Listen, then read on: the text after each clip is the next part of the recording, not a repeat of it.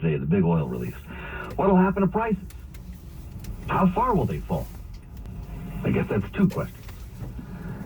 And the president was careful with his answer. There's going to be a slight delay because if you go out there and you're a gas station and you purchase X amount of gas at a certain price, you're not going to lower the price of the pump until you're able to get back what you invested. And that, I'm talking matter of, I think, days and weeks. But it's hard to tell. And the other thing is, but it will come down. And it could come down fairly significantly. It could come down the better part of, anything from 10 cents to 35 cents a gallon. 10 cents to 35 cents. He actually came out with that, pretty specific, after the caveats on how gas stations work. And we're joined now by Tom Closa. He knows how this all works. The global head of energy analysis for the Oil Price Information Service, back with us on Bloomberg Radio. And it's always a pleasure to talk to you, Tom. How did this hit you today? You hear about an extra 1 million barrels a day. What does that do to prices? Well, he had used a pop gun before with very small releases, but this is a major release. I mean, 108 million barrels over 6 months is very significant. We've never seen anything like it. And it does make sense to this extent. The price right now is about $102 a barrel. The price 6, 7, 8, 9 months from now is probably in the 90s. So you can buy it back at a cheaper price. And as far as his prediction on gasoline prices go, that was pretty close to what I would suspect. I suspect you'll see most of it. Yeah, I suspect you'll see most of it in the next 6 or 7 weeks. And then when we get from Memorial Day through Labor Day, it really depends on U.S. refineries, whether they're threatened by storms, and of course, the ultimate wild card is what does Vladimir Putin do. There's talk at the White House that as early as tomorrow we could learn about other countries getting involved in a massive, I guess even more massive, coordinated release. The UK has indicated that it would be on board. If this becomes a good number of countries, how meaningful would that be? Well, I think it would be meaningful, but I would differentiate the way that it works overseas. We have our oil in 4 strategic underground domes, whereas in Europe, I believe that it's in commercial inventory. So if they actually dump oil on the market, they're dumping oil that they have standing at the ready for refineries. So it's a little bit more complicated in Europe, where they don't have the underground storage that we do here. China has plenty of strategic petroleum reserves in storage, but I don't think they're going to be one of the ones that's lured to go along with President Biden. 10 to 35 cents, a pretty big gap there. Are you thinking more 10 or more 35? What can Americans actually prepare for? I think you should prepare for that range, but if you live on the West Coast, you may actually see a little bit more because prices there overreacted to where we had some California counties that were above $6 a gallon. Yeah. Don't get me wrong, the West Coast is going to be much more expensive than the rest of the country. If you're in the middle of the country, I think you'll be lower. There's something I call petroleum weather. It's like the uneven heating of the earth. And the diversity in the weather across the country, cheaper crude from Canada in the middle of the country, more demand for global energy on the East Coast and the West Coast with carbon charges. So there's a reason behind the diversity. So, Tom, we're at 424 on average today, I believe, from AAA, the national average. You're suggesting in 10 to 35 cents, we drop below $4 a gallon. Can that hold through the summer driving season? It can hold through the summer driving season if we don't have hurricane impacts. And you don't necessarily need to have a hurricane hit a refinery. Yeah. All you have to do is threaten it and you lose some production. We've already lost about 520,000 barrels a day of refining in Louisiana from Hurricane Ida and also from a closure because it wasn't making any money. And Europe is really hamstrung because their prices for natural gas, hydrogen, electricity are so high that they can't send their product here. Yep. The interesting thing, Joe, is, everybody focuses on gasoline prices because it's the third rail in American politics. Let me give you a number. Right now, the wholesale number for jet fuel on the East Coast is $4.95 a gallon, or approximately $208 a barrel. If you're like me, you know that airline CEOs are scheming right now to raise my fares and to squeeze the tiniest seat they can find possible. Boy, I'll tell you, what happens to crude oil prices with all this, Tom? Before the Biden speech, I would have said that crude oil is going to be in this incredible range between $90 and $150 a barrel. I still think it's going to be range bound. It's going to be very difficult to go below $90 unless we have a recession, and nobody wants to root for that.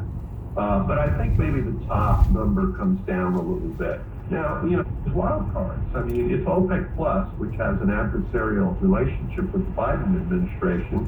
If they decide we're not going to put an extra 425,000 barrels a day each month on the market, things could change. Vladimir Putin, has this capacity to punish his people like a typical Russian leader. And he might withhold hydrocarbons, whether it be gas or oil, from Europe. So I have not seen a challenge for a president in my lifetime like this. Even Jimmy Carter had it easy compared to President Biden.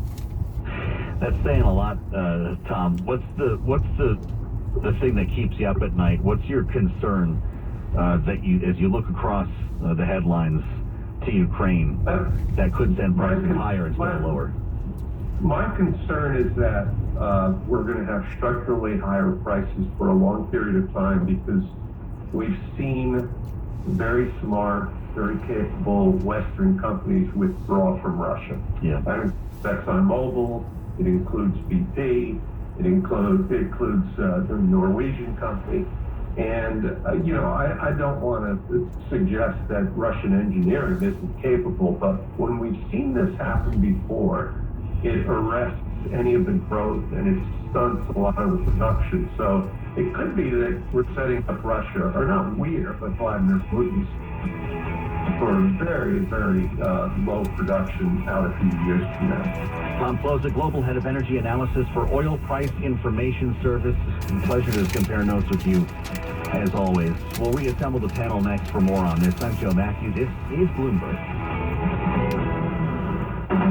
As the sun sets in the U.S., another market day is just beginning. Bloomberg Daybreak Asia. I'm Brian Curtis. And I'm Doug Krisner. We look at what Apple hopes to gain should we should deal with a Chinese memory chip maker. And the economic cost of Shanghai's static management policy on the virus, plus Hong Kong's partial reopening. Bloomberg Daybreak Asia, tonight at 6 on Bloomberg 1130, the Bloomberg Business app, and BloombergRadio.com.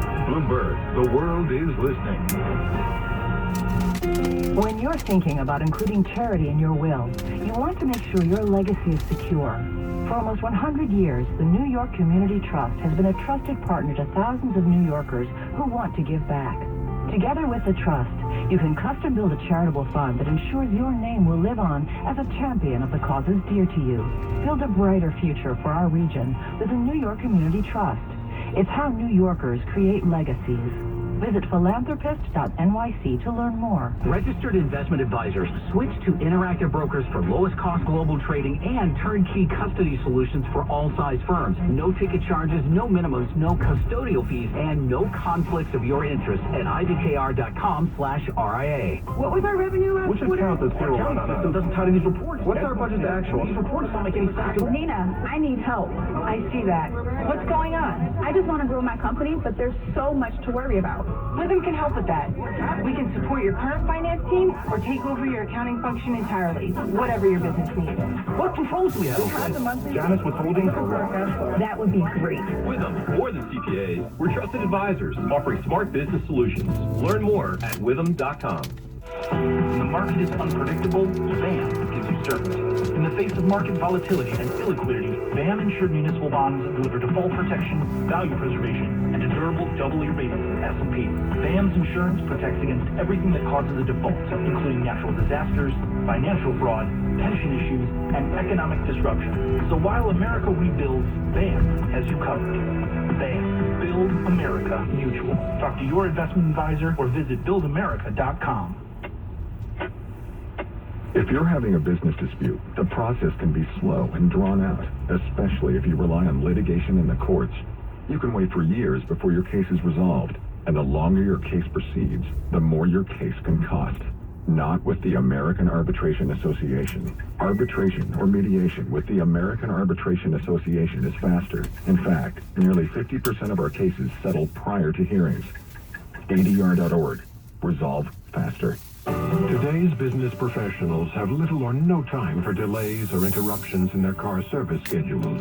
UTOG understands this concern, and our tradition of keeping our customers on time is why many of the finest firms in this city have chosen UTOG as their primary carrier. Please visit us at utog.com. That's UTOG.com, or call 718-361-1110 to open a personal or corporate account. Credit card reservations are welcomed. Supply chain performance or supply chain resilience? Why choose? With GEP, you can have both. GEP software helps hundreds of Fortune 500 and Global 2000 enterprises build sustainable supply chains that are agile, resilient, and deliver a distinct competitive advantage. That's great for your customers and great for your business. GEP, software, strategy, managed services. It's 5:43 on Wall Street. Time for Bloomberg Drive Time. Traffic every 15 minutes. We get to the Connecticut Turnpike now to Ed Kalegi. What are you looking at, Ed? There is some good news on the Connecticut Turnpike, Joe. Northbound coming in near exit 9 in Stamford. A broken down car taken away from the left lane, so that lane reopened. It's still about 15 minutes coming up from exit 3. You get past that, count on another 20 minutes to go from exit 18 up to exit 27. The Merit is slightly better right now. Back we go with the 5 boroughs. Been had a very heavy ride, both sides of town, all the way on up to the bridge from about the mid-50s or so. Outbound Holland Tunnel, a half hour, 15 in for the Turnpike N1 and 9, a half hour out, about 15 minutes in over at the Lincoln Tunnel. George Washington Bridge inbound delays continue to build, 20 up, 20 down, because the Cross Bronx is quite slow in both directions. The Bloomberg 11:30 3-day weather. Tonight, showers and thunderstorms ending overnight, breezy, low 50 to 55. Friday, partly sunny, breezy, high near 60. Saturday, partly sunny, high 50 to 55. Sunday, clouds and sun, could be a shower and a high of 60. In New York right now, cloudy skies, 63 degrees. The number one pick is in Wendy's Breakfast, the official breakfast of March Madness, featuring a stacked starting lineup, breakfast Baconator, or a honey butter chicken biscuit and simply orange juice. With the best ride in and out of the city, I'm Ed Kalegi, Bloomberg 1130. Bloomberg Sound On continues. Markets, headlines, and breaking news 24 hours a day at Bloomberg.com, the Bloomberg Business app, and at Bloomberg Quick Take. This is a Bloomberg Business Flash.